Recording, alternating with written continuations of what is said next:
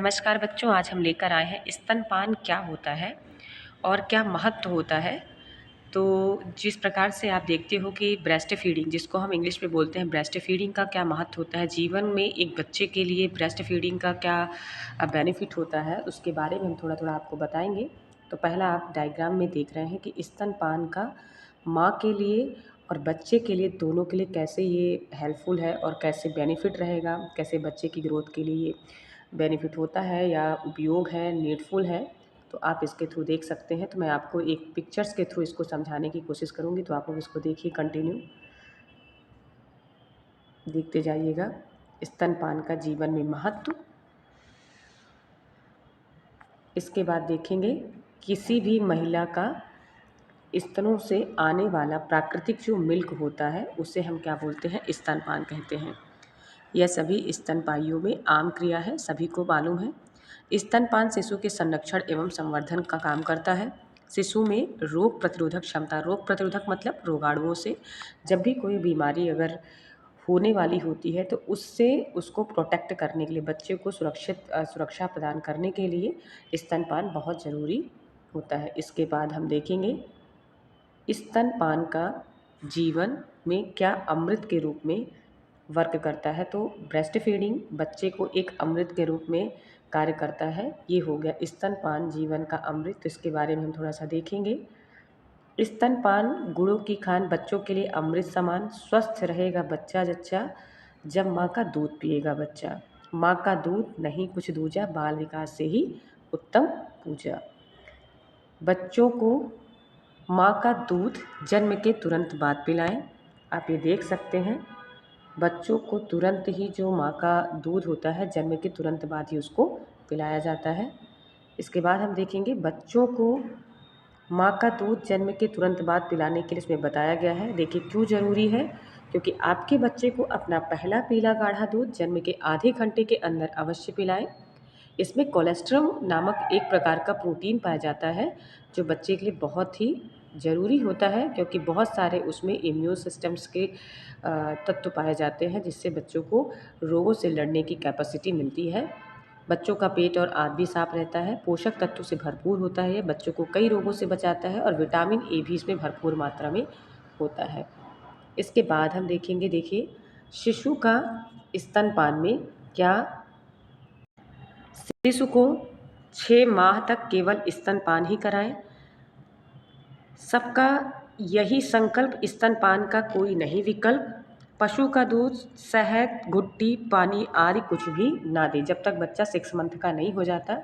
6 महीने का बच्चा जब तक ना हो तो केवल केवल और केवल माँ का ही दूध उसको पिलाएं। ये देखिए, जन्म के पहले 6 महीने केवल स्तनपान, 6 महीने तक बच्चे को ऊपर से कुछ भी ना दें। माँ के दूध में बच्चे के लिए सभी जरूरी पौष्टिक तत्व एवं पानी भी होता है। बच्चे को 6 माह तक घुट्टी और शहद आदि कुछ भी ना दें, क्योंकि बहुत सारी ऐसी गाँवों में लेडीज़ होती हैं कि जो कि बच्चे को पानी भी देती हैं। जैसे गर्मी में बच्चा अगर हुआ या समर सीजन में बच्चा होता है तो उनको लगता है बच्चे को प्यास लगेगी, पर ऐसा कुछ भी नहीं है। रिच अमाउंट में बच्चे को मदर के मिल्क के थ्रू वाटर का भी फुलफिलमेंट होता है और जो इम्पॉर्टेंट न्यूट्रिटिव वैल्यू होते हैं वो स्तनपान के माध्यम से बच्चे को भरपूर मात्रा में मिलता है। इसलिए बच्चे को 6 महीने तक केवल माँ का ही दूध देना चाहिए।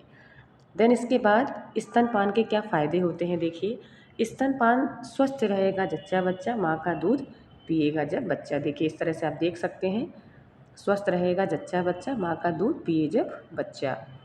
देन इसके बाद इसके फ़ायदे बताए गए हैं, आप देख सकते हैं शिशु के फ़ायदे और माँ के लिए फ़ायदे, दोनों के लिए फ़ायदे हैं। देखिए कैसे, बच्चे के लिए कैसे, बच्चे को 6 महीने तक केवल पूर्ण आहार मिलता है स्तनपान से, बच्चे के विभाग को भी तेज करता है, बच्चे को आसानी से पच भी जाता है और माँ और बच्चे के बीच, दोनों के बीच बॉन्डिंग, लविंग रिलेशनशिप बनता है।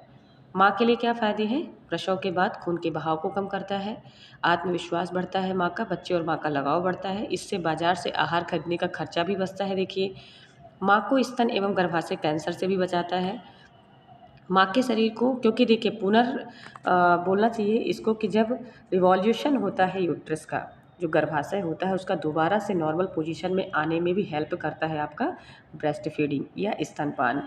माँ के शरीर को भी वापस पुराने आकार में लाने में भी क्या करता है, हेल्प करता है स्तनपान।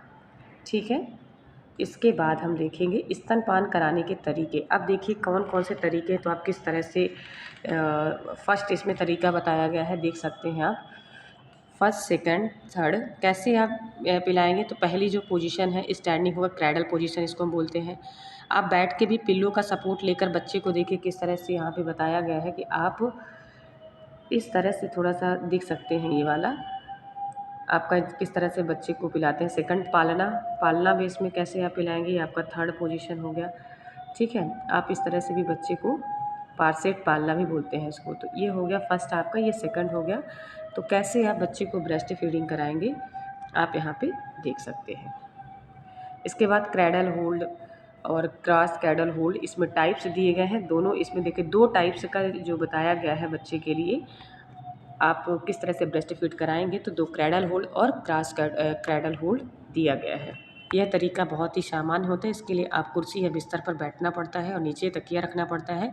बच्चे को अपनी गोद में लेकर उसके सिर को आप अपनी बाजू की में सहारा दे सकते हैं। और स्तनपान कराने के समय पे आपको ध्यान रखना है कि दूध पिलाते समय अपनी बाजुओं को बच्चे की रीढ़ और गर्दन के नीचे सपोर्ट जरूर रखें। आपका बच्चा अगर 1 महीने से ज़्यादा का उम्र है तो ये तरीका सबसे अच्छा होता है। इसी तरह क्रॉस क्रैडल क्या होता है, अगर आपका बच्चा महज कुछ दिनों का है तो उसके लिए आप ये तरीका बहुत सही रहेगा, क्योंकि इसमें अगर आपको बच्चे के दाएं स्तन से दूध पिला रही हैं तो आपकी बाईं बाजू में बच्चे को अच्छी तरह से पकड़े उसको और हल्का अपने स्तन और मुड़ ध्यान रखें। इस दौरान आपका हाथ बच्चों के सिर पर बिल्कुल पीछे रहना चाहिए, क्योंकि बच्चे को सपोर्ट ज़रूर होना चाहिए स्तनपान कराने के दौरान, ये आपको ध्यान रखना है। फुटबॉल होल्ड, कैसे फुटबॉल होल्ड के थ्रू आप बच्चे को कैसे स्तनपान करा रहे हैं ये देख सकते हैं।